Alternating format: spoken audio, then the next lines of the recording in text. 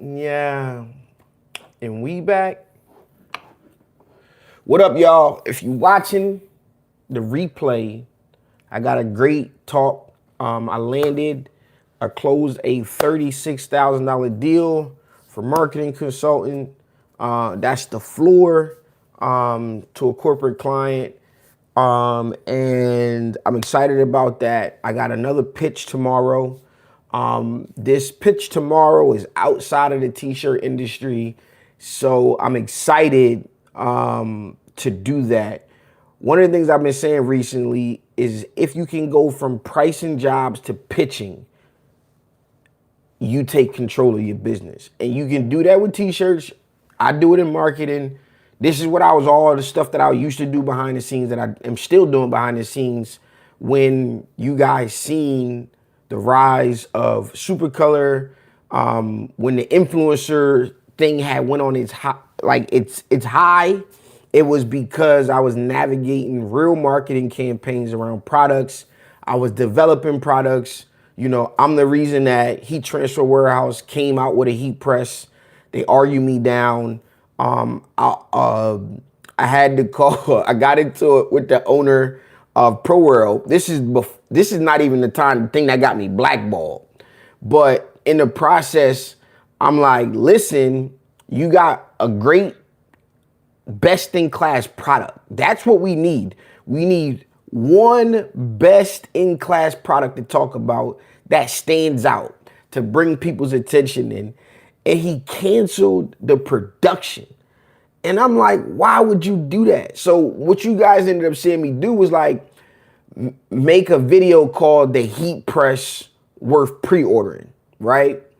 And this was the Pro World Transpro Plus heat press. And I did that to get pre-sales so that he could understand, like, bro, you're tripping. But it also, if you don't have a product to stand on, the first thing we got to do is make a product that stands out. We got to come up with a way to take a product that you have and position it so it stands out. This is why you guys seen Puff Vinyl, the craze, before it became everywhere. I found that at Econo Transfer. They wanted to move regular vinyl. I'm like, bro, that's not going to work. This Puff right here, which we sold out almost instantly, is going to be the product we get them in the door with. And then we sold out and they couldn't get it. The pandemic shipping problem hits, massive problems. But the attention was, we didn't make as much money as we should have made during that time period. But the attention was made. And these are conversations that I have with, you guys know James, when I met him. It's funny story before I get into what I want to talk about today. Funny story about James. I met James in California. He's from Delaware. I didn't know this company was in Delaware. My cousin did tell me about this company in Delaware. And, you know, he's like, man, I was like, James, and this is probably my mistake, but I just always lead with value. And I always just pour into people and companies, and I'll figure out how to make money on the back end. But I want to show you the impact. I'm past that point now. Before, back then, I didn't really know how to package up what I'm showing you guys now. I didn't know how to charge specifically. I put the work in, and then over time, I would provide so much value that they would in turn pay you. But now I'm at the point where I put pitches together and I need confirmation of payment day one, and we can start the work. Now, I'm not opposed to doing some research without money and like getting my plan together and all of that stuff that we're going to execute on. I do that. You know, that's how I got to get there. But I'm not asking for, you know what I mean? I'm going for, you know, 36K minimum. That's like the minimum that I'll do the work for.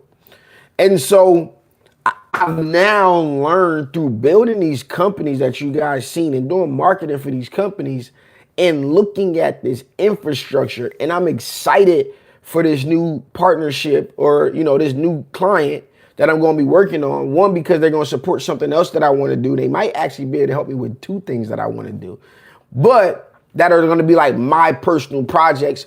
But I'm the most excited about the infrastructure. I still run. It's just me right now. And I still run the infrastructure that I learned from working at Supercolor. I run the same exact thing. When I had my team came into this infrastructure, and today's talk is about building the team, right? You can't leave this stuff to chance, y'all. When I tell you I got a plan down to when my name, my Instagram handle is gonna change names, what's the product line, and I got it mapped out. The plan is made. I got projective dates. What I know about marketing is that when you put together a good plan, the plan don't freaking change. How fast you can execute the plan is what changes. Money just speeds up the process. So when I'm saying put together a roadmap for where you want to be in life, we got to play the long game here. And so somewhere, see, I got one right here. Got it printed out. I just printed it out. Did I give it to him? Let's see. Put all my papers up earlier. My life is a bunch of just papers printed out, and this is a one pager. This is actually what I'm going to meet on tomorrow. Are we going to work on that tonight? I don't think I need to work on it tonight. Oh, damn it. I'm going to just print another one. I just had it. Oh, here it is right here. Second page. Duh.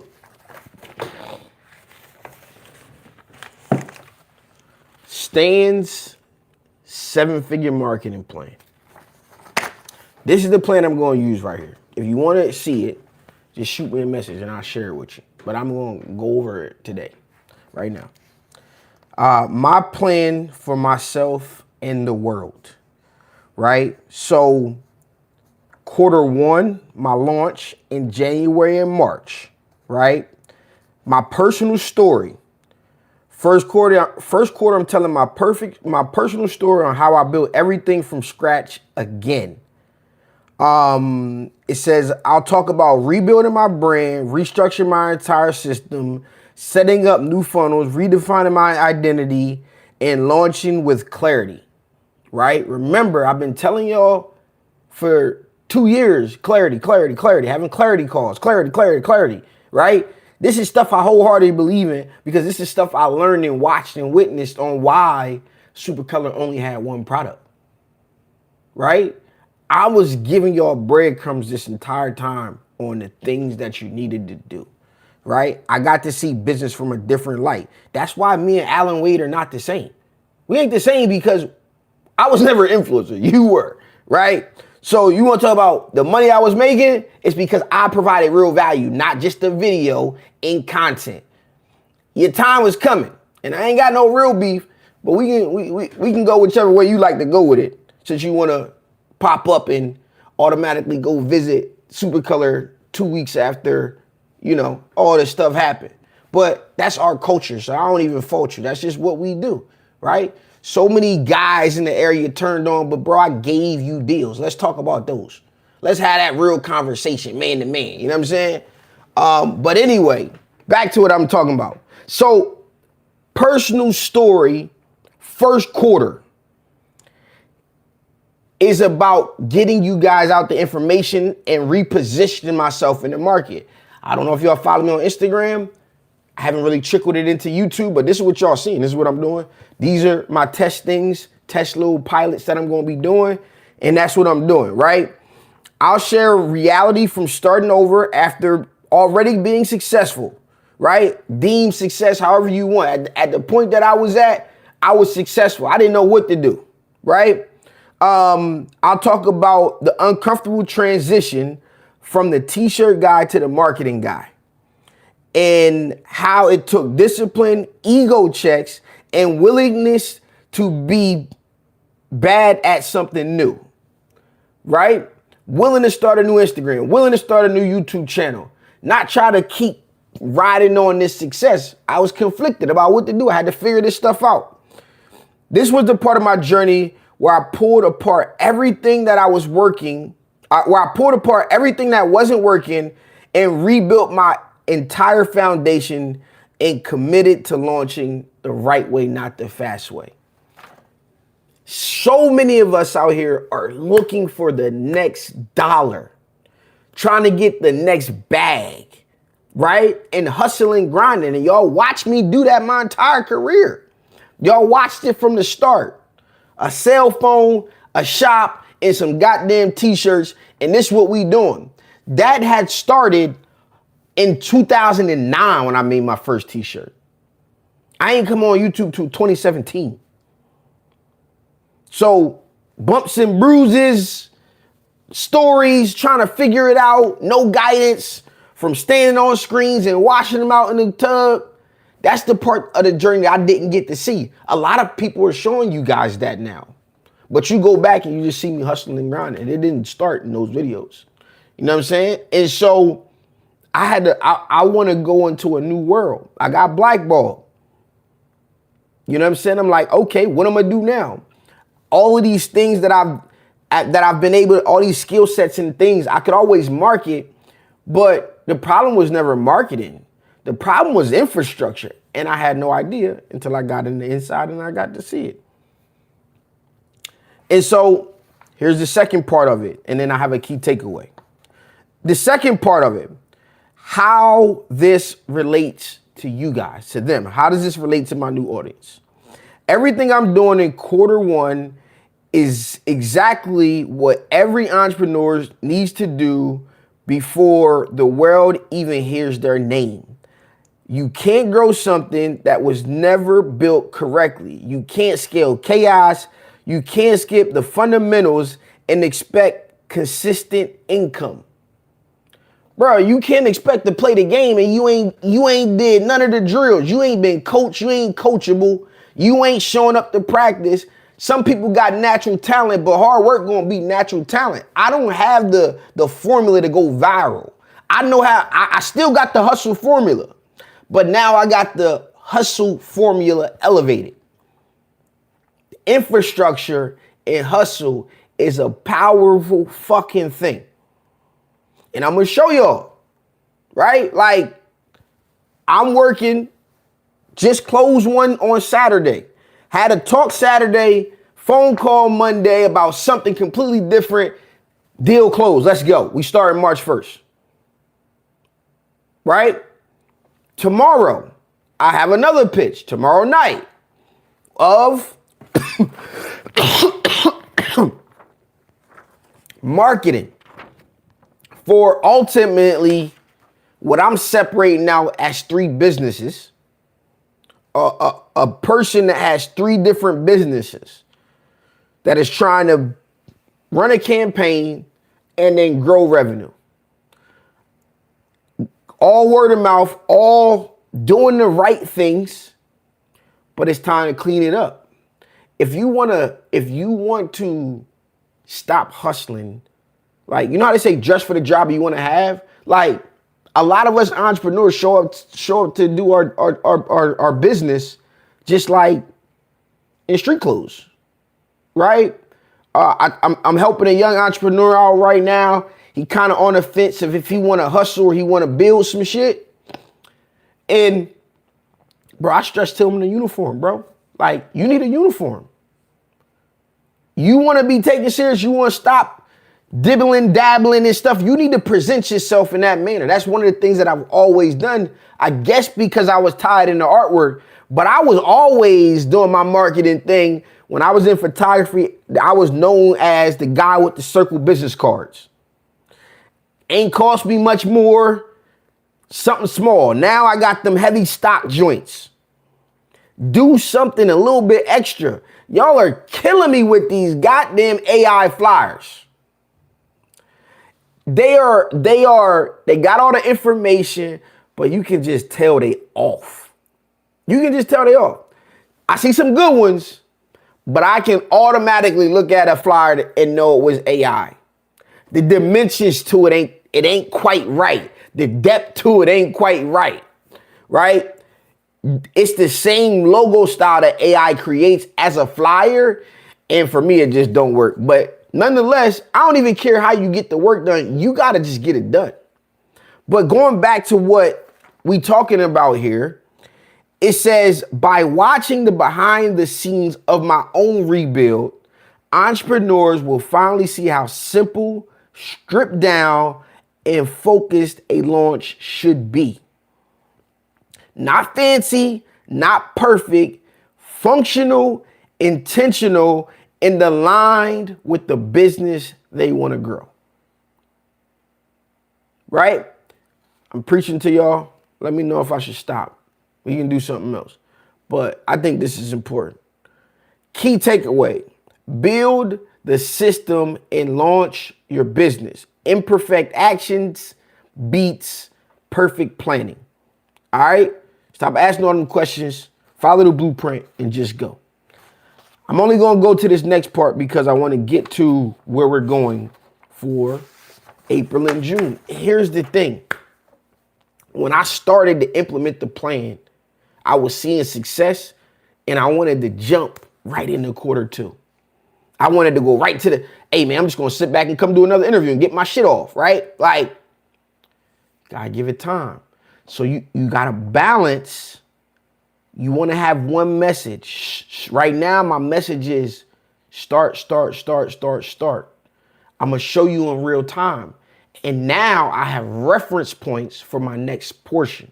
I wouldn't have had that if I would have ran and jumped the gun, because I got real data, real numbers, real information that now when I say entrepreneurship is hard and I want to tell you guys what Q2 is, the work that I'm doing, now I got the data, I got the information to pour something deep into it. So Q2, the marketing, right? We just did the build up. We just did the launch. Before you can market, you have to launch. You have to launch on a system. It doesn't got to be complete. You got to have certain things in place in order to make this work. You can build as you go, but you cannot market without a launch. A launch don't got to be this thing where, oh my gosh, we built up hype. We got 15,000 people waiting for our product to drop. We're going to drop it on day one. No, this is the day we're going to launch our rebrand. This is the day we're going to put all our new branding and everything. We're committed to this branding. I got a client right now that is not committed to the branding, right? You got to commit to excellence. One thing that I loved about being around the crew from Supercolor, it was like, we sit back and look at designs and say, I would just say flat out, that ain't Supercolor. That ain't it. That ain't us. And that's why we want to charge $5, $3, $75, $500, $300 for logos. But people charging $10,000 for building brands. You know what I'm saying? In theory, I charge $36,000 a year to build brands. $72,000 a year, 6 figures to build brands. Run marketing campaigns. You have to first launch. Okay? Now, this is where we're headed. And I'm saying this, you can take this and you can follow it in your t-shirt business. It does not matter what the business is.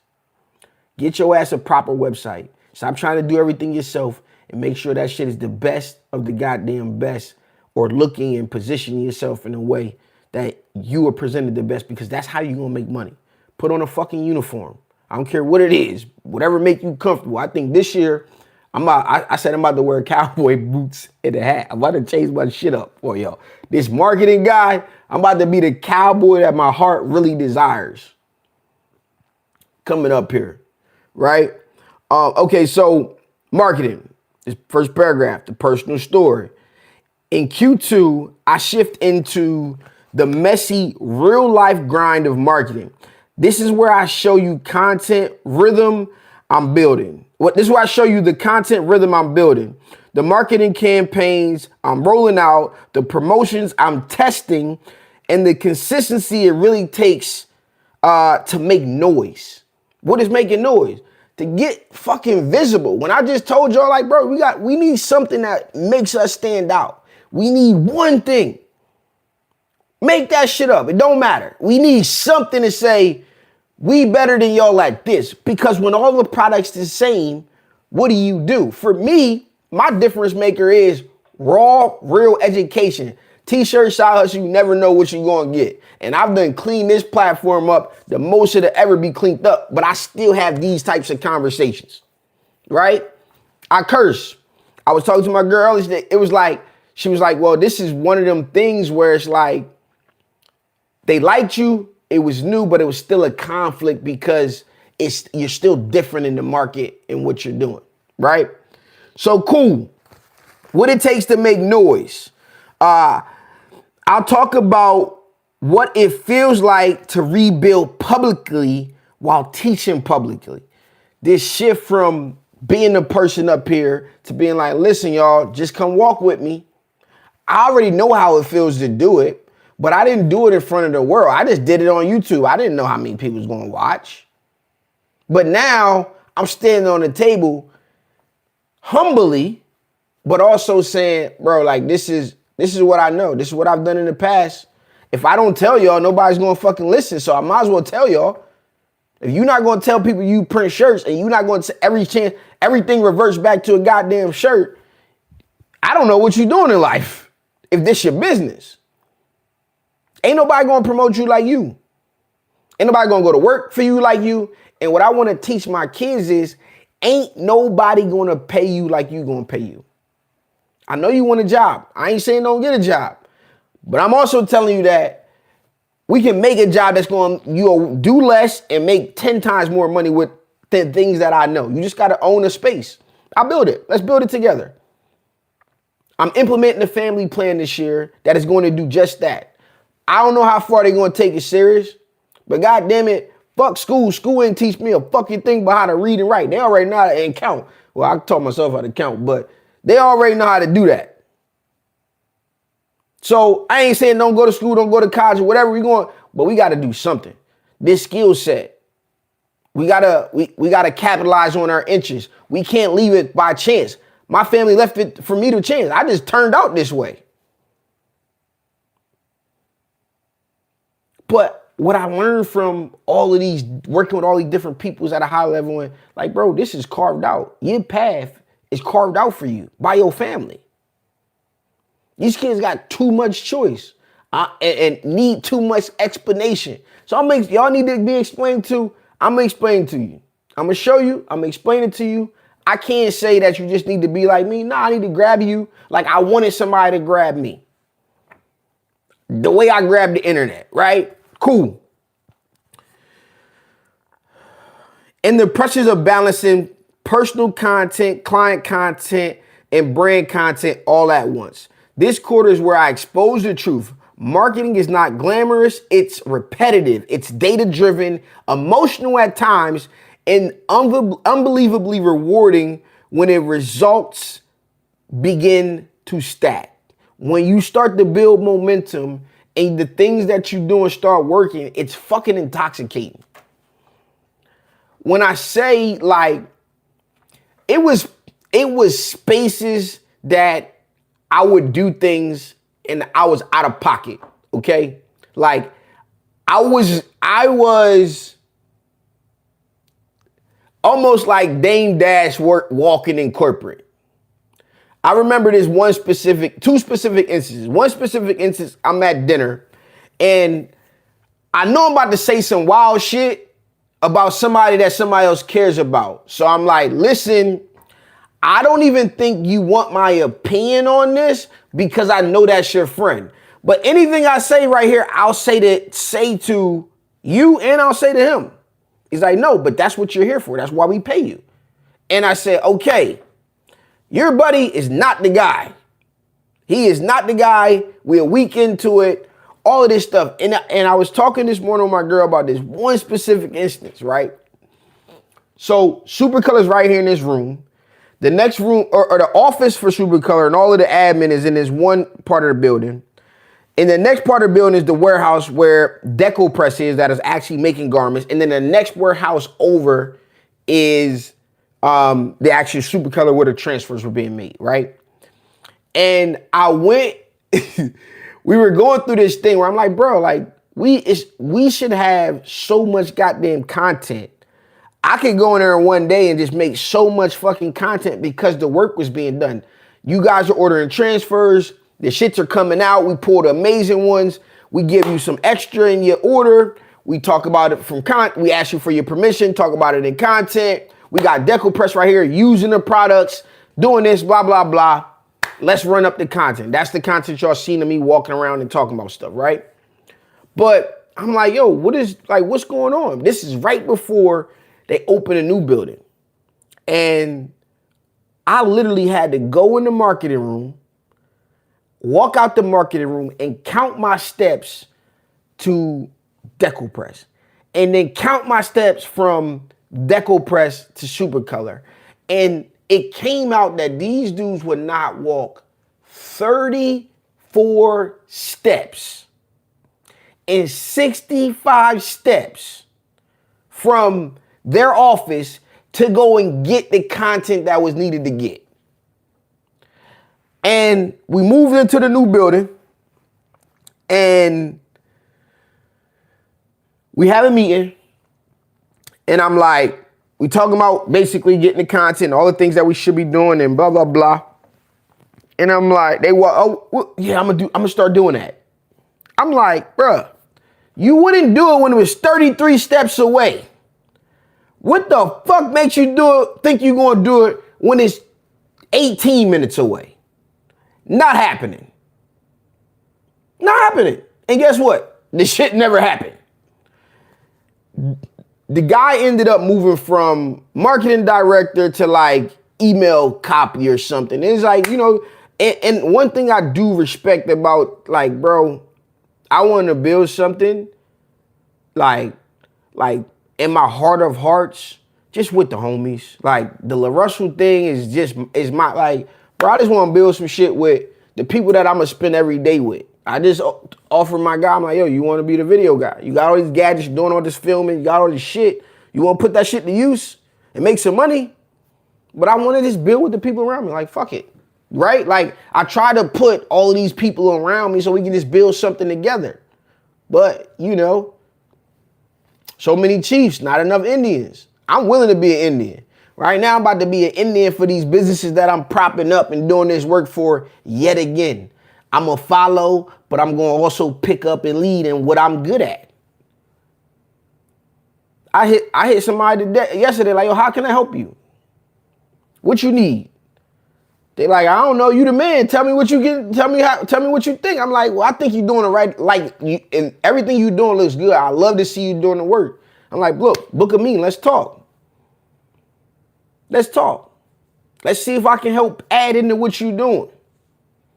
See what you're trying to get accomplished and where I can step in. I see people doing the work. I just respect the work. I was always a number two. I never wanted to be this person in front of the camera. I was the person, we had a club in DC. I'm in there helping put shit together, doing the logos. Like, I got some work that been worked out here in this world. I just don't show. I just keep working. Boop, boop, boop, popping on to the next thing. So anyway, sign up my second client, corporate client, post being blackballed, and I'm feeling good about it. They don't like real.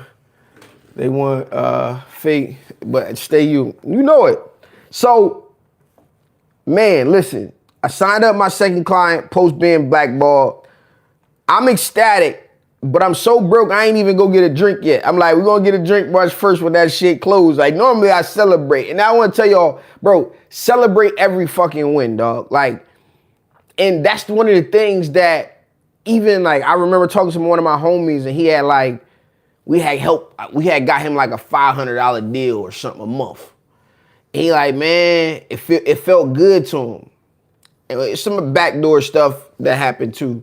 But I'm like, oh, that's the best uni. What's up? So, but I'm like, he's like, yeah, man, they gonna pay me this. I'm like, bro, you better say that shit with your chest, motherfucking shit. I remember when it felt good to get a $30 sale. Fuck a $500 deal on a monthly basis. You better celebrate that shit, my nigga. Don't fucking go monotone because I'm closing $10,000 deals, nigga. Them $10,000 deals start at $500 negotiations. Now, you know, don't, man, this shit. I'm excited for my work.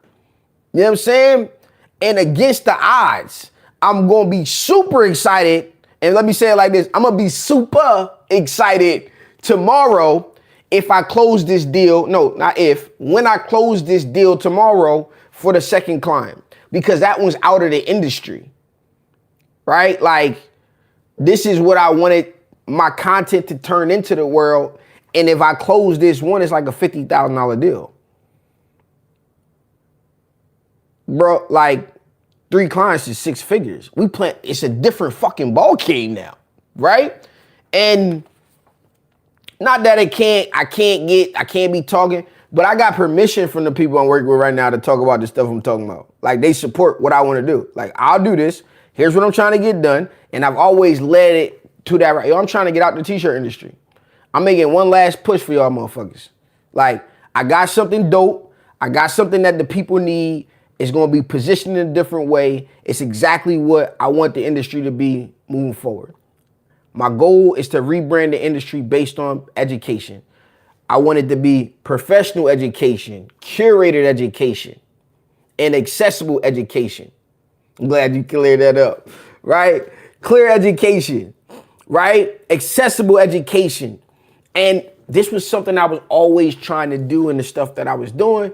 It just went a different way, and I reeled it back in. That was the product that Made the Hustle. Like, Made the Hustle was my, like, almost like a conceding thing. I still did full control, but ultimately I felt like, yo, I had to do so much to make that happen that was against what was normal. I'm like, bro, what y'all doing ain't gonna work. What y'all want me to do don't even make sense. I'm gonna do it with y'all, but just get the fuck out the way. Like, just get out the way. All I want y'all to do is collect the money, because I don't really know how to do that yet, right? Like, all the shit they want, I'm gonna do everything. I got it. Don't worry about it. And I went out, I raised the money, brought the people to the venue, and we did our thing, right? I put motherfuckers like Alan Wade on in that shit. You know what I'm saying? He wasn't my first option. So, you know, like, when I say I ain't want you on my you not on my Mount Rushmore, you ain't on my Mount Rushmore. You know what I'm saying? Like, I definitely wanted, the first person I asked was Brando to come in. Well, Rich and Brando was my ideal too. Brando wouldn't do it or couldn't do it, whatever reason. So I went on to the next person. You ain't on my Mount Rushmore. So yeah, I said that to T-shirt buddy about you, because you ain't on my Mount Rushmore. You are not great, my guy. But anyway, you might be now, but at that point you wasn't there. You know what I mean? And that's my opinion. Anyway, so the work that's going on now. Close the second client. All right, I got this plan here. Now, this goes into expenses. So I keep saying this thing. I need a floor. It's not that I don't want to go get more, but I need a floor to just operate, right? You got your overhead, you got your expenses. That's your floor. When I go out and do deals now versus before, I'm looking to share in the long-term success of this growth in totality. You know what I'm saying? Like, yeah, I want my floor. One of the good things is like when I was at Supercolor, I said it was a $100,000 deal. It was $8,000 a month, right? Was my deal at Supercolor.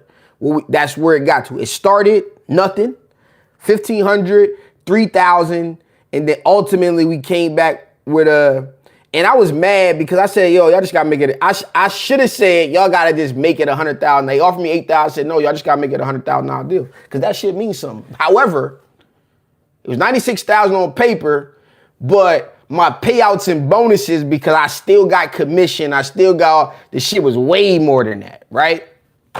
But, so you got your floor. You got to figure out what it costs you to operate.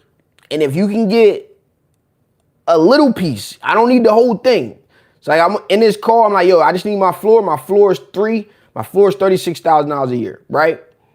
And it's like, well, how much to get you to do this full time? It's like, bro, this is what I do. It's not no like, are you gonna work full time? We're gonna get the fucking job done. I just need my floor. It's like, but if you want to know, I want to make $100,000. off of this. But I'm gonna get the company to the point where I can make $100,000. We're gonna hit these revenue milestones. We got a lot of planning to do. But I'm gonna get $100,000 off this shit. Whether that's $36,000 because we worked together for 3 years. But no, we need to jump. My revenue needs to increase. Right? So what I'm gonna do is I'm gonna help y'all make money. And then you're gonna turn around and you're gonna give me some more money. That's how this whole thing works. That's how I looked at the whole entire industry.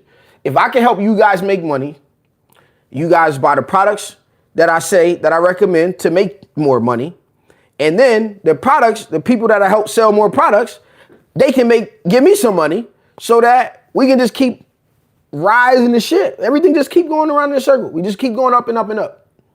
I will argue up and down that, bro, you can't, like, we spending our last to do this shit. We spending our last, bro. If this order fuck up, the money already spent, it can't fuck up. I can't get bad transfers in the mail. I can't wait 2 weeks because y'all behind and you gonna bump the corporate company up in the ladder.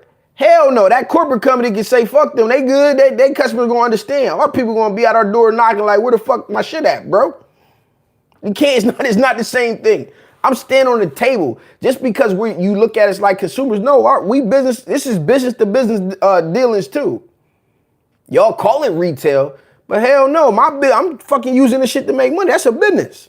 I might not be $1 million business, but goddamn it, my last 2,500 I just sent on this shit better turn to 5 or I'm gonna be fucking homeless. Like, that's a real thing, right? So, not to digress too much. All right. So you got to build a team. Now I'm on the part where I got to put the team in place because my floor, one more client puts me at my floor. I'm good to operate. No problems. We can operate. It's not my full plan, but everything don't rely on me. So I'm expecting that shit to happen tomorrow. And then we popping champagne and we getting the fuck to work. We building a team. So I'm expecting to bring on 2 people within the first 2 weeks of next month. And I got to go through this interview and building process. And you don't want to do this shit alone, okay? I'm giving y'all these conversations. I'm inviting y'all like I always have. You got questions, you working on something, you struggling with something, hit me up. I get paid a lot of money, but I got a lot of love for the people out here that I don't charge the people $36,000. I do charge now, right? But I give y'all can come to a Sunday class. You know what I mean? Come hang out with the crew, see what it's like, see what the coaching is like behind the scenes. But I also tap in with coaches for expertise and things that I want to implement and do because I don't want to fucking go through the growing pains. I don't got time. Bro, how much? 2K? All right, I pay the 2K. I need to get this shit up and going as fast as possible. I ain't got time. You know, so I called one of my mentors. It's actually my buddy. It's my boy, better yet. I'm not even gonna say he's my man. He's my mentor in this like systems and organization area, right? I need a drink, y'all. Y'all gotta give me a second. Nigga need a drink around here. But anyway, I guess y'all can hear me, right? So I called one of my boys and right here, got one. I called one of my boys, I'm like, look, man, I closed my first client or my second client. I'm expecting, 36K. I'm expecting to close another one. I'm expecting to close another one here coming up on Thursday. And I need to be like, I need to be right at it. And so we talking about the projects and this motherfucker gave me homework, but I already did some of this work anyway, cause I don't know what I'm doing, but I know I'm doing something. So I said I need to hire my video guy, the one that I'm talking to, one of my homies. So I did a company overview for him to kind of explain what this is all about. And then I also did his job description. So actually what I want to do, I write on this whiteboard. Y'all know me, I'm a whiteboard guy, but I'm going to go over it and I want to get it into AI.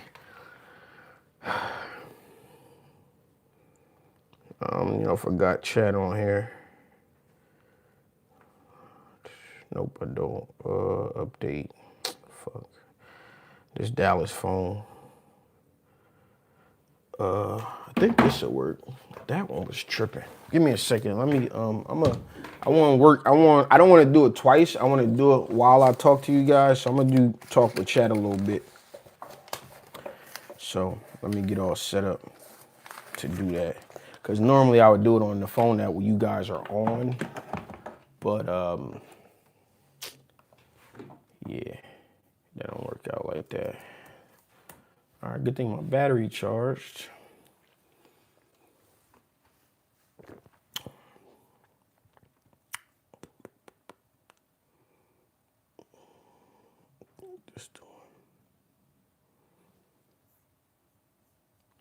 I named chat Echo.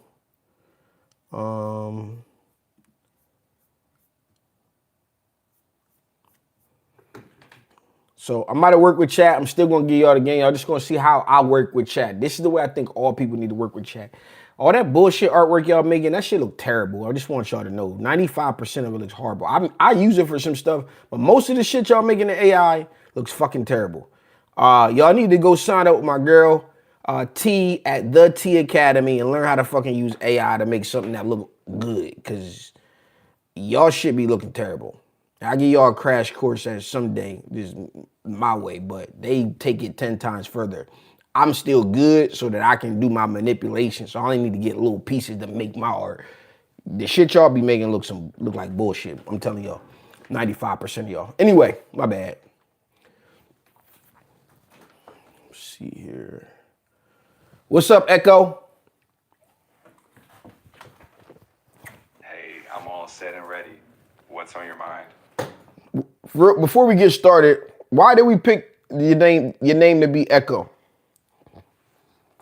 You wanted a name that reflected how I work, kind of like an echo. I listen, reflect back your ideas, and help amplify them. Plus, it fits with your whole ecosystem, always bouncing those ideas into action. All right, that's dope. That's dope. All right, so here we go. We made the company overview, and we also did the videographer's job description. You recall those? I don't have memory of those exact texts unless you share them again.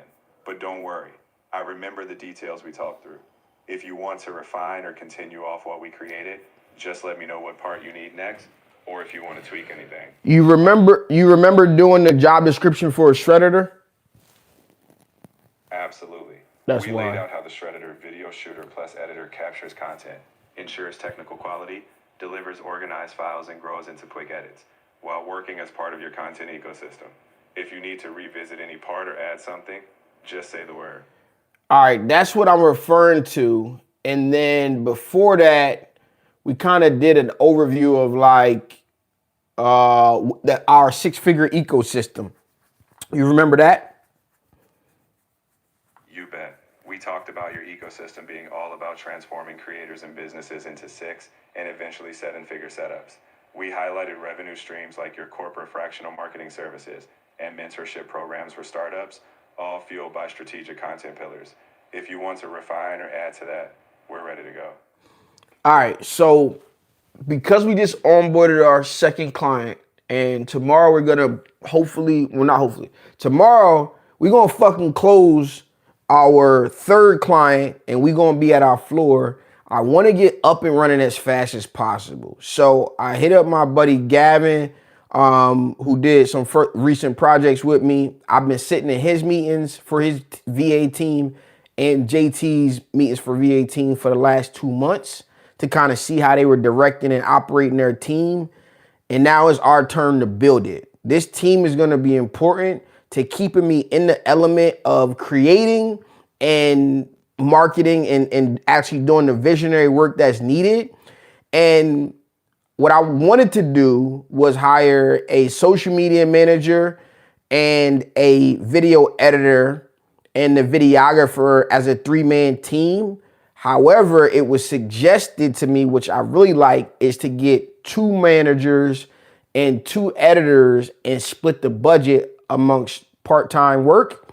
And in turn, I like this structure because of I want to be able to work with multiple clients. It won't be working on one brand. So by splitting it up, I can give one of them one team t-shirt oriented content, and then I can give the other team general content, and we can have some overlap if it doesn't fit into one of or the other, or the workflow gets unbalanced because I want to grow outside the t-shirt industry. However, the skill sets, I won't have to overwork anybody, and we'll be able to kind of get it formed. So what you think about that? Be brutally honest. Don't give me no fluff. Like, tell me where I'm missing things and give me any gaps. I actually think that's a pretty sharp approach. The big upside is scalability and specialization. Having two pairs means you can handle different niches without burning anyone out. Now gaps. First, make sure the part-time budget still gives you enough consistency. If they're too part-time, you might lose momentum. Second, communication will be key. With two teams, you need a clear system so everyone knows who's owning what. Lastly, if you plan to grow beyond t-shirts, make sure the team skill sets actually match those broader content needs. If they're too niche, you could get stuck. But overall, it sounds like you're laying the foundation for a flexible, client-ready operation. All right, so what I want to do first is I want to make a checklist, and then we want to start to check this stuff off. So here's the things that my mentor Gavin, who's working with me on this project, has told me that I need. I need KPIs, task lists, and benchmarks. I need a company overview, which is our six to seven figure ecosystem, that we have that, check that off as done, but still put it on a list. We need job descriptions for each role. We have the shredder or videographer role. We need to make the marketing, and he positioned as a marketing assistant for, so we can give a growth pattern. One of the things he stresses the importance of showing people what positions they can grow into, giving them somewhere to start, instead of them coming in and saying, hey, I'm hiring a marketing director. Work with somebody that can build in with you. We also need to do the content editor, the editor job description as well. We're going to be very specific. I think I've done these before, or at least I've done an editor job description. I'll look and see if we have it. If you have it, pull it up. But those two need to be on there. And the one for the videographer shredder, that one's done, so you can check that off. We need a compensation plan to be in, what the compensation plan is going to be, how much they're going to be paid, when they're going to be paid. I need an expectations section with those job descriptions as well. What we expect, some of the things that I need to list out in there are success metrics, tools and systems. I need to make sure I know how I'm going to track time schedules, and our page frequency we talk about. I'm going to eventually need quality control, and I'm going to want each person to document their job into a manual so that I can have it to onboard new people, so that we don't have to reinvent the process. So I need to put all of that into a checklist. And tonight, what I want to do is work on those job descriptions, and expand upon it with some of the things that were missing that we talked about, like success metrics, tools, the programs that I expect them to be able to use, and all of that kind of stuff. You've got a solid roadmap, so let's make it crystal clear. Tonight, focus on those job descriptions. Yeah, this is the one right here. Success metrics, the $30 one. Expectations. Once that's done, we'll hit the rest. KPIs, compensation structure, time tracking, and that team manual. We'll treat it like a step-by-step checklist, and I'll be here to keep us on track. All right, put the checklist into the chat so that I can copy it into a Word doc, a Google Doc. Absolutely. Here's your checklist. 1. Sound good, don't it? The best one, the best $30 you gonna ever spend. Videographer shredder job description check. 3. Marketing assistant social media manager job description. 4. Content editor job description. 5. KPIs and success metrics for each role. 6. Compensation plan, pay structure and timeline. 7. Expectations and tools per role. 8. Time tracking and schedule system. 9. Quality control process. 10 job manuals documenting each role. Tonight's focus, expand the job descriptions with metrics, tools, and expectation. Let's get it. So number 5 through 8 are sub-bullets of what we need for job descriptions. So they are the contents of job descriptions that we want to have in each one. And so let's, I don't know, relay that out so that it makes sense now. Got it. Let's streamline that so it's super clear. For each job description, we'll have these included. Role overview, we've got the shredded or done, still need marketing assistant and editor. KPIs and success metrics, tools and systems, the software, platforms, or processes we expect them to use. 4, time tracking and schedule expectations. Compensation plan, what they're paid, when they're paid. Quality control and documentation, we'll ask them to build their own manuals. So tonight, as we expand the job description, we'll layer in those 5 elements for each role. That'll ensure every piece is covered. Ready to dive in? All right. No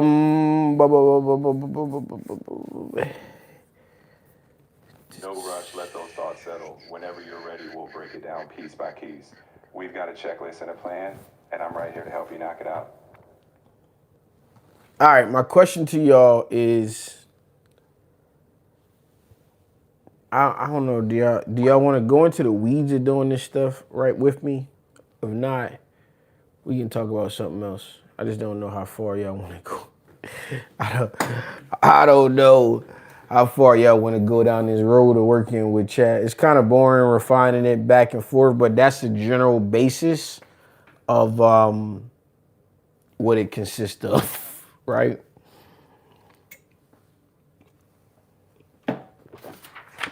I've been on this road for so long. I need some loving when I come home.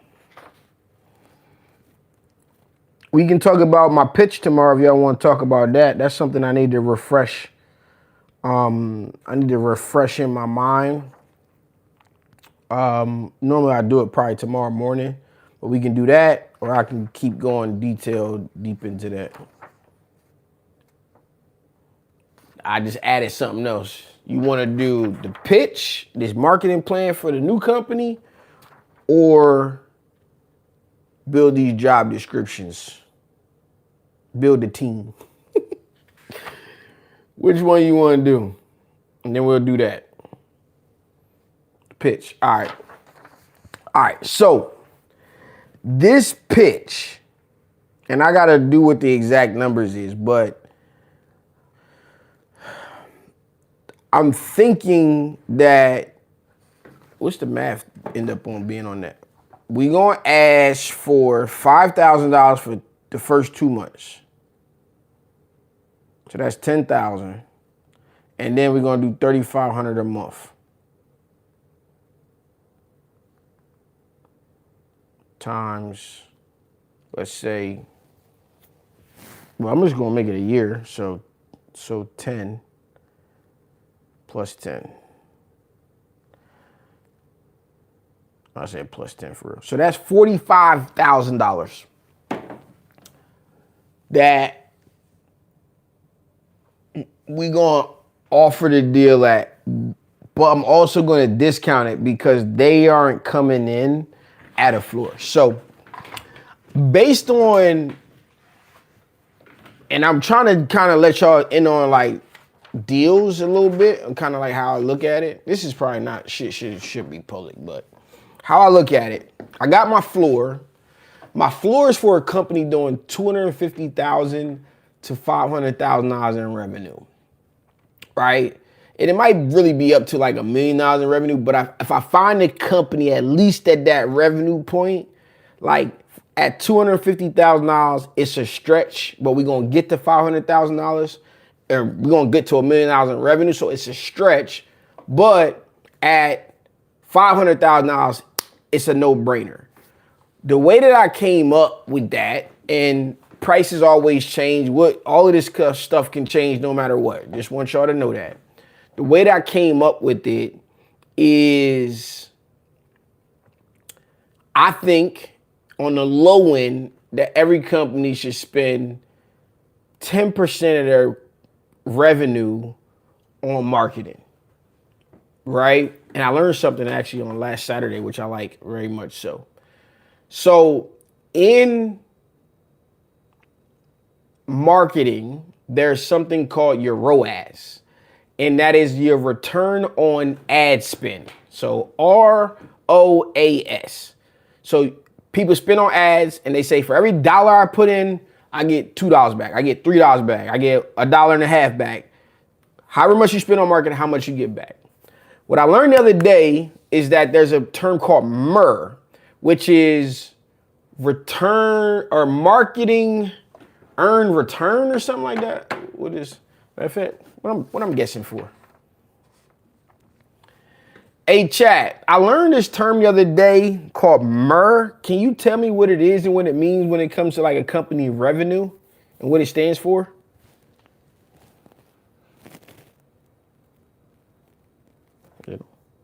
MRR stands for monthly recurring revenue. It's basically the predictable income a business brings in every month from subscription base or ongoing services. No, not MRR. It's MER. MER.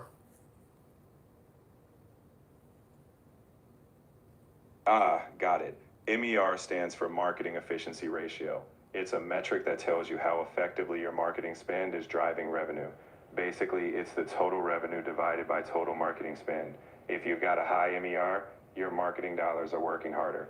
It's super useful for tracking how efficiently your campaigns are fueling growth. Okay, so what is the average and what is a high MER? For MER, a baseline average often sits around 3 to 5. That means for every dollar you spend on marketing, you're making $3 to $5 in revenue. If you're hitting 6 or higher, that's considered strong and efficient. But keep in mind, industry matters. A SaaS business might have a different benchmark than, say, e-commerce. Ultimately, the higher the MER, the more bang you're getting from your marketing buck. Okay, so basically, MER is however much money you spend on marketing, divided your company revenue divided by how much you spend on marketing, basically. And what he said about 3, and he explained the numbers that the way he views business, but this is more aligned with what I do. And in the sense of, I'm saying like, yo, you should spend 10% on your marketing and 70% should come to me, right? Like that's my straightforward, right? And then the other 30% is what we use to execute on the campaigns and start spending budget for the year. And that's because what I try to do and what I did before was we want to build a team internally.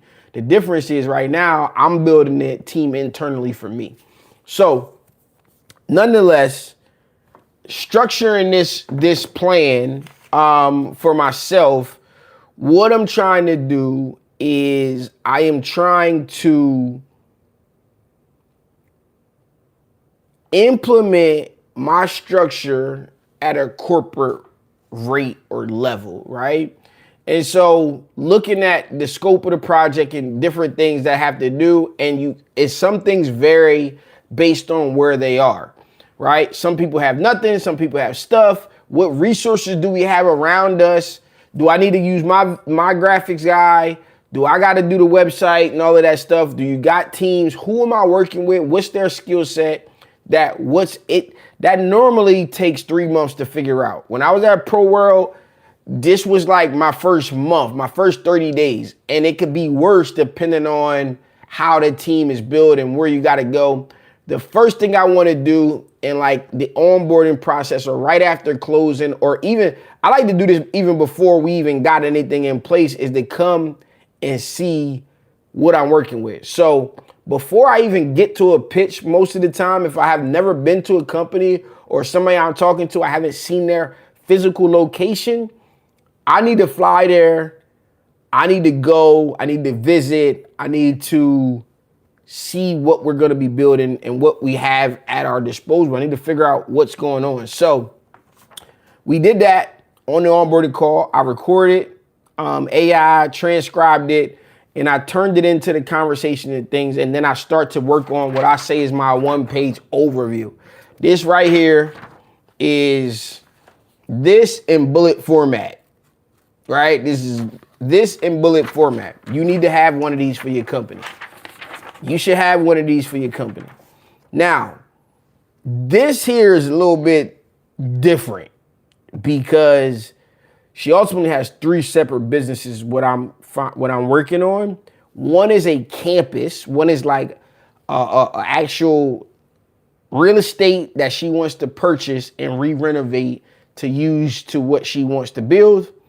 The second one is childcare, 2 childcare centers, one on the campus, one off the campus. And then the third one is helping to start more childcare centers, which she already does, which is consulting. And so those are 3 separate things, 3 separate purposes. And I'm about to relate it back to y'all because this is t-shirt talk. I'm going to relate it back to y'all right now. So right now, I just bought this domain last night called FamilyReunionMerch.store.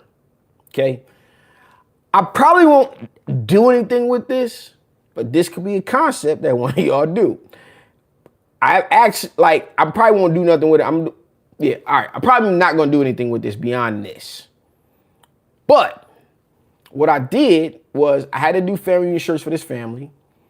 The people are all around. They want people to order their own shirts. They don't want to ship to their house, but they want people to be able to order their own shirts. So I say I put up a website. Everybody can come and order. Shirts are going to be $22.99. The kids' shirts are going to be like $17.99 a shirt. What we'll do is we'll get the order. We'll package them up. We'll put them as if we shipped them. We'll put a name on them or put a thing on the outside so people can pick up their packages at whoever will deliver all the packages. They can pick them up so everybody have them when they get there. That was one of the things. So I built this website. Built this website right here for them to go on, click, and they can order their shirts. Check out, add the cart. They can order their shirts. All right. I might put some hats on here or something too, but I didn't do that yet. Cool. So that same concept, you can take just your t-shirt business and separate it off and do something very specific and niche. And if you wanted to, you can just market this as family reunion shirts. So like summertime come up, you could put ad spins around your area for family reunions. And you could just, your family reunions coming up, blah, blah, blah. We do this, do that. We build your custom store, your family, you can not have to do it. I actually just shot a commercial for this for my own social media. Whatever the case is, you can offer this as a service is what I'm getting at. This is my homegirl. She's like, how much I owe you for this? I'm like, don't worry about it, bro. They've been hawking my ass down and try to get me to do this. I'm like, listen, I'm working on some big things. Y'all things like 5 months away. I got you. Get it done. So I got it done last night. But this is the same thing of like having sub brands under what you do. Now, this campaign is to raise $1 million in a month. I just told you guys earlier, you have to launch before you can market. You can't market without launching. A rebrand, position, interconnectivity, everything has to serve a purpose. And so each one of these different brands has a different way or reason or one thing that we're trying to get out of a person.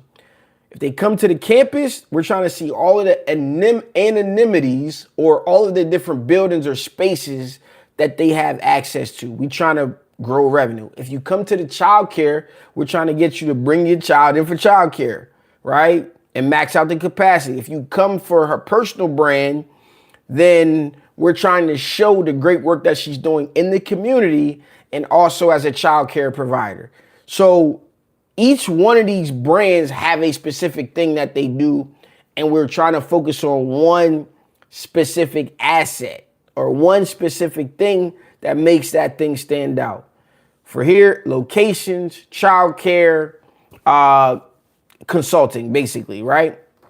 Now, what you need to do is you need to figure out all of your different revenue streams.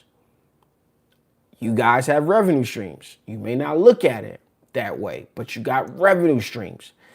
Our revenue streams in the t-shirt industry get split up two ways, right? You have product revenue streams, t-shirts, hoodies, different types of products, right? Then you have niches that you could enter your product. I want to be in school niche. I want to be in this niche. I want to be in the home family reunion niche. Whatever that is, you can be you can define that by product, or you can define that by product and or service. So maybe it's 3, or you can define that by the niche.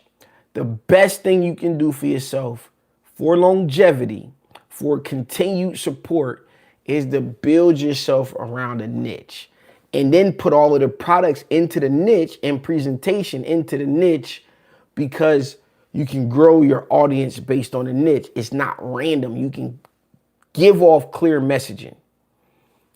Everything here is product centered, service centered. You're working, letting a client come tell you what to do. You get on a niche side, you're telling them niche what they need, what they can do. This is where the concept of Niches Bring Riches started. All of you guys should have at least one niche that you own, whether that's a state brand, whether that's a whatever, something. You should have one niche. If you can do custom stuff, you're doing custom, you should pick a niche. Cheat code, do a state-based brand, location-based brand. I did an HBCU brand. I did a state brand. This is not a niche, but this is black goat. You know what I'm saying? They thought I was a black sheep. I turned out to be the goat, right? But now my daughter calls herself a baby goat. Anyway, the process of figuring out your revenue streams is important. So she has the daycare. Our intention is to grow the capacity to a waiting list. We want to make childcare appeal, or we want to make our care for childcare so infectious that when somebody loses a spot, it's somebody on a waiting list to get it. This is the theory that Daniel Priestley, somebody I study, calls oversubscribe.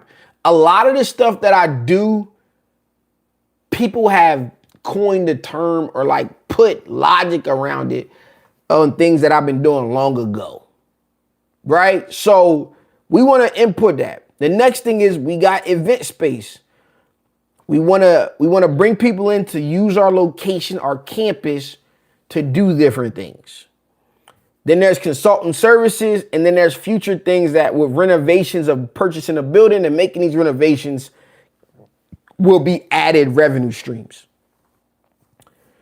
Then I give tasks that I need from her. Then I give the deliverables of what I'm going to provide. What I'm going to provide is full messaging and rebranding for Vision Campus, Learning Center, and her personal brand. The campus encompasses all campus dynamics, revenue streams, and bookings. The childcare is for registration and touring. The personal brand is for community, childcare leadership, and consultant services.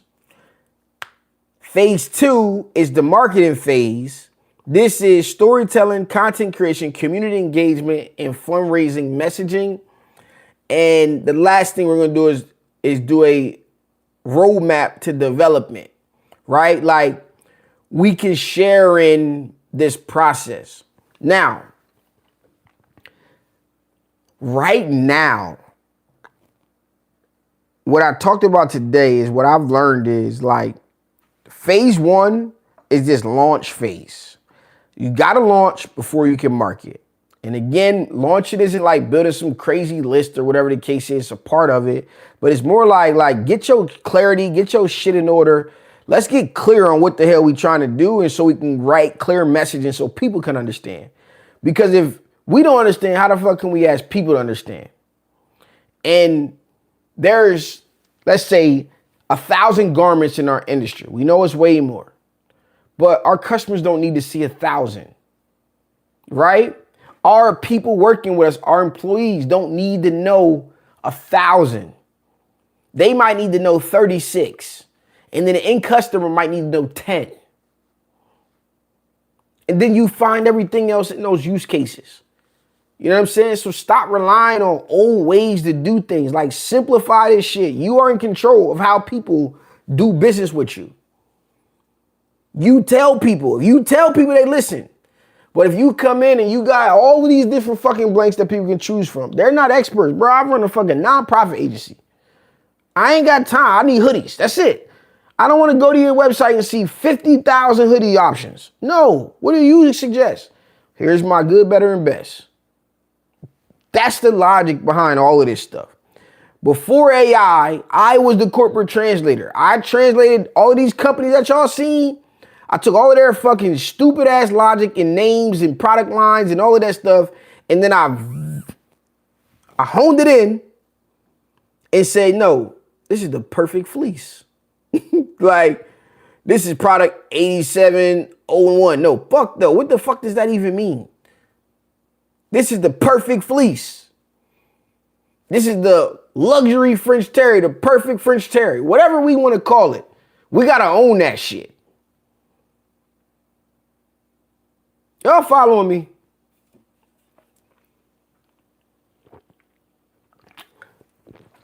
Bro, the shit I'm telling you right now, for y'all, a couple people who watching this, replay this, just deep into it. And for y'all watching right now,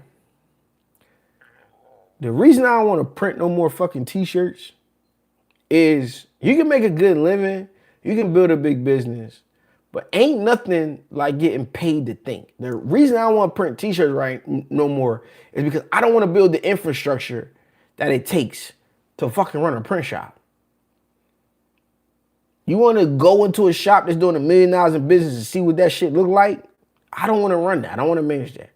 I want 4 motherfuckers. I want 1, 2. I'm going to say 2 for everything in the long run. So 2, 2, 2, 6. I want a team of 7 motherfuckers that I can deploy to go do anything the fuck that I want with any product that I want and get paid to think. Not stress, think. When I asked AI what MER was and it said MRR, monthly recurring revenue, I want recurring clients that's paying me my minimum or more each and every month. Each and every month. Right? I don't want to stress. I told y'all, bro, go find t-shirt clients that's going to spend $10,000 a year and get 10 of them motherfuckers. Get 25 of them motherfuckers. The least stress that you can fucking do. Somebody spending $10,000 a month is the most understanding person. Somebody spending $30 this week with you, never may no call you again. They want you to hop over hurdles backwards in the dark with high heels on. I don't know why it's that way. It just works out. That's just how it is. But I do understand a little bit. What we talked about earlier. But my plan is to deploy marketing now. This wasn't about t-shirts. I know how to build this system to deploy marketing. I got a lot of products coming. I got a lot of partnerships coming. I got, on the backside of these corporate clients, what I'm saying, I got things that I got stake and ownership in that are gonna come to the forefront very soon here. And this same team is going to deploy to go execute on the things that's needed. This client right here, I got my protege, my girl. She was supposed to be taking the forefront, but I got her learning under my wing a little bit. I told her I needed her to take the forefront so she could be listening. But I got her under my wing to learn how to implement this. The next one, she gonna make her plan herself. I'm gonna make my plan, and she gonna make her plan, and she gonna present it to me, and I'm gonna critique her, and we gonna keep this thing rolling. If something happened to me, bro, you better learn how to live off this shit. You ain't gotta do nothing but think. All I do is walk around my house, go outside, take a break, play 3 games of Fortnite. I get 3 dives in Fortnite, and then I sit down, I make calls, and I start structuring and maneuvering, trying to build from my house. I'm like, I don't even want to go nowhere. I'm getting back up. Y'all kids, family, y'all can have whatever y'all want. I don't even care. I just want to leave me alone right here in my house. I'm going to build my spots. Just leave me right here in my home. Let me go and conquer the world. Trying to think if there's anything else. So the next thing you got to do is put a timeline on it. Sort of. She wants to go fast. Fast is, I could probably deploy this in 30 days, but I don't want to do it in 30 days. So I told her 60 days and 60 to 90 days.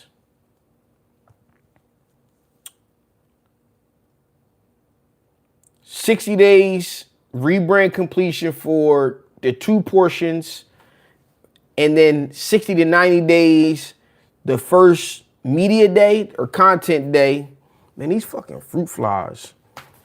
I'm about to throw this plant out, bro. I'm sorry. This is pissing me off. But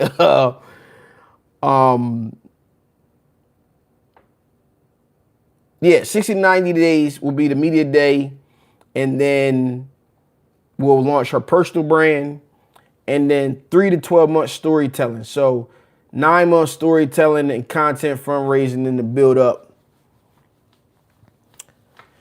So that's the marketing plan. That's the 1-page overview of the marketing plan. You know what we should do, Marcel? And we kind of been doing this. Like, I've been giving you a little bit more, like a little nudge in the direction of doing some things. We should make a t-shirt business marketing plan. I should make one and give it away. What you think about that? I should make a t-shirt business 2026 marketing plan as if you were starting from scratch.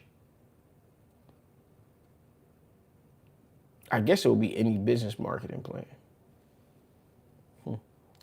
Let me ponder on that.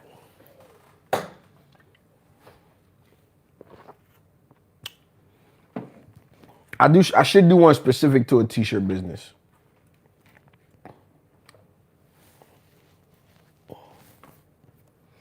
All right. I think I should do that. I think I will. Where my markers at?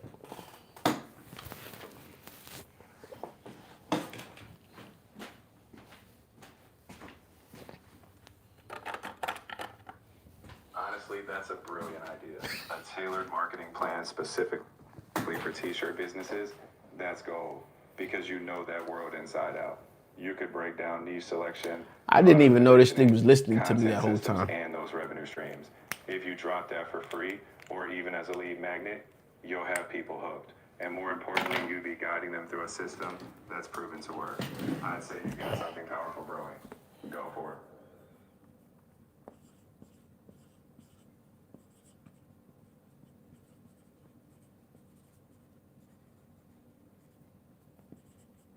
$2026 print shop marketing plan. I don't like dating stuff because my shit be timeless. My shit be timeless.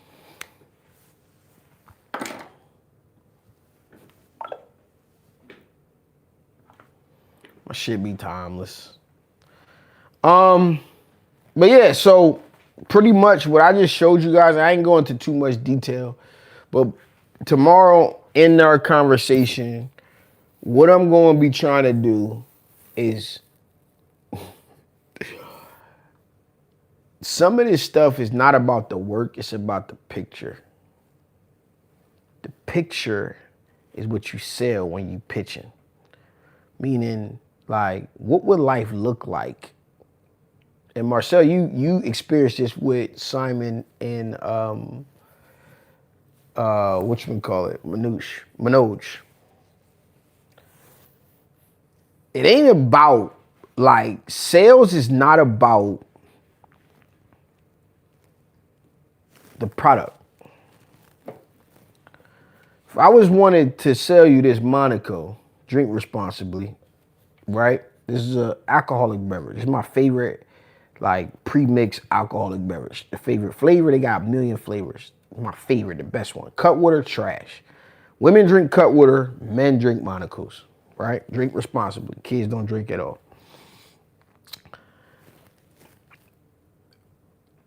I'm not trying to sell you the alcohol drink, the 9% alcohol. They got this 2 shots in every can theory, right? And what I will be doing is I would pick out a very specific demographic and I would show you what life looks like when you're drinking this, right? And for me, the only thing I don't like about it is gonna make you burp, which might be for some people good and not good.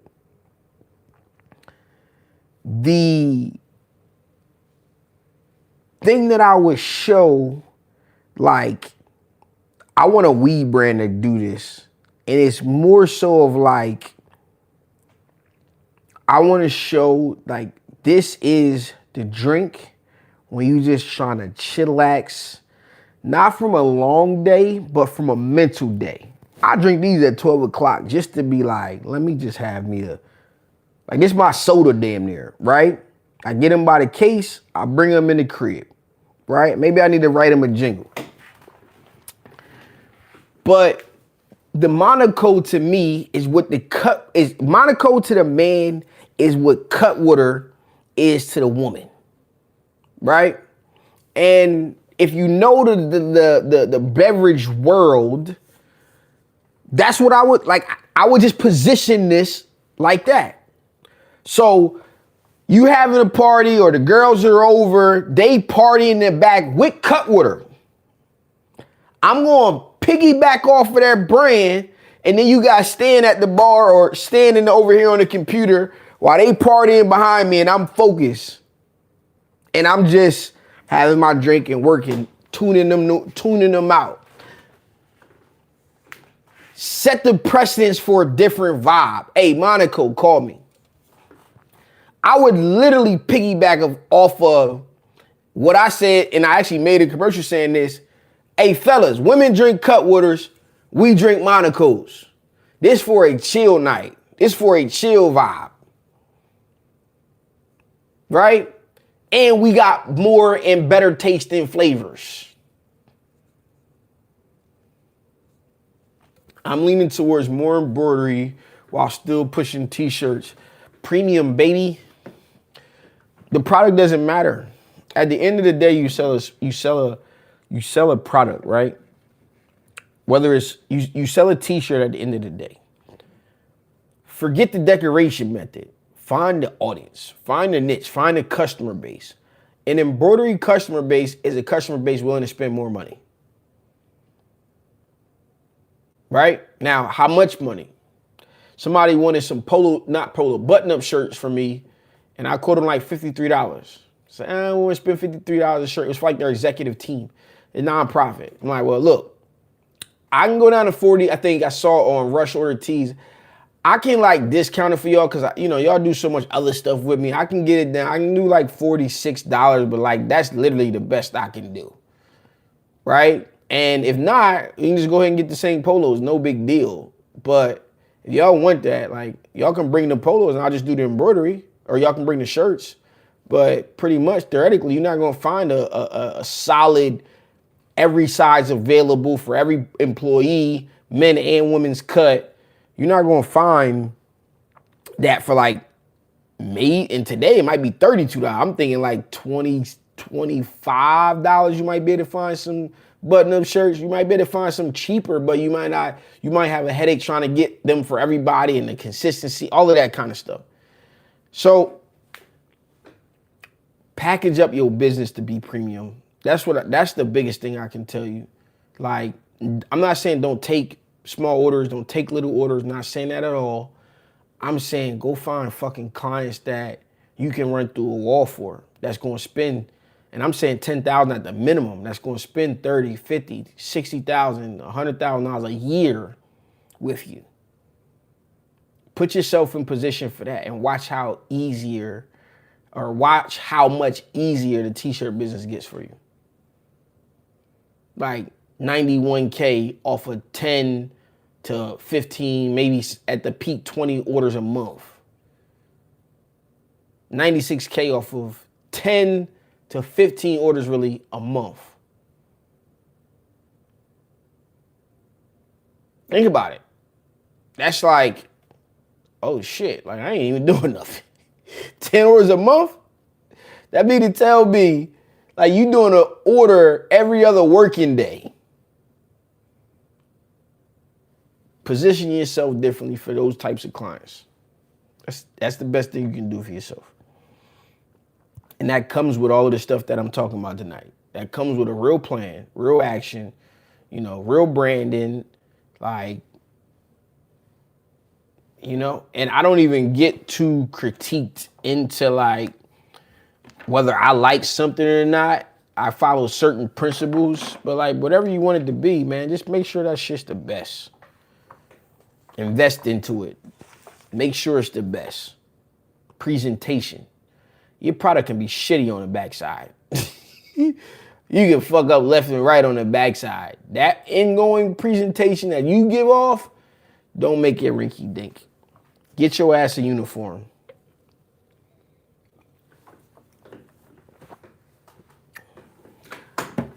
That's all I got for y'all tonight. I'm ready to get back to work. Actually, I gotta do some artwork. I gotta go find some artwork to steal.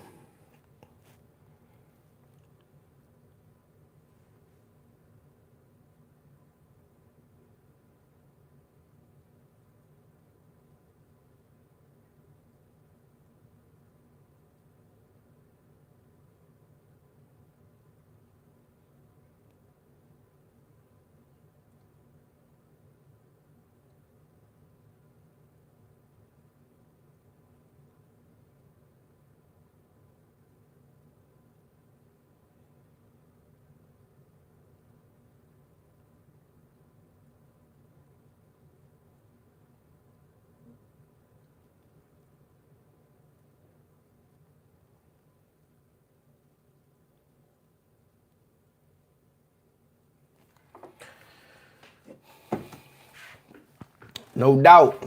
So I want to film it tomorrow. Marcel, I'm gonna try, even if it's not like I want to get to the point where I like film a behind the scenes to this, where I'm showing up with a video guy. So I don't know if I'll be able to get it done tomorrow, but definitely the audio. Or maybe, yeah, I want to film it, but we'll see what I can do tomorrow. Who knows? See if I can get that done. But anyway, that's the night I got for y'all, man. I'm out of here. Peace. I did a double joint this time.